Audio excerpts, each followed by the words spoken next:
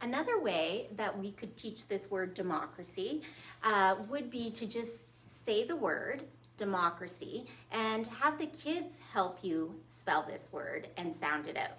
So a great way to do that might be to have, even if they just have a piece of paper in front of them to do this, or on a whiteboard, we would have them interact with the word. So our word is democracy, and we want the kids to help us sound out how many sounds we hear in this. So then we would do the exact same thing.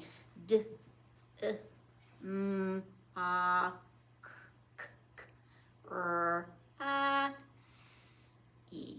So that we'd have them count out the 9. We'd ask them then to put their 9 blanks or dashes. 5, 6, 7, 8, 9. 1, 2, 3, 4, 5, 6, 7, 8, 9. Yeah, I have 9. We'd ask them to put that on their paper or their whiteboards. And then we would start going, okay, what letter do we know makes the D sound? And they're going to the D there.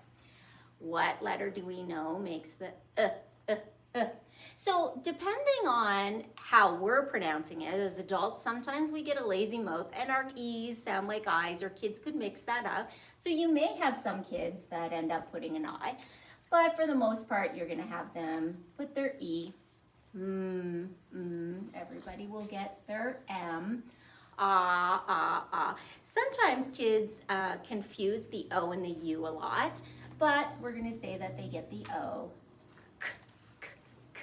This is where you might get the K come in, right? They'll know their R sound. They'll know their A sound. They might put their S, C, and they'll put their Y. And this is when then you would change this by saying, what is another sound for K? What is another letter, that can make the K sound? And that's when they'll say C, and you'll correct them, and you'll say, yes, we're gonna put the C there. What's another sound for the S? What's another letter, that you could say for that? And they're gonna say, oh yeah, a C can also be soft. And you'll correct it.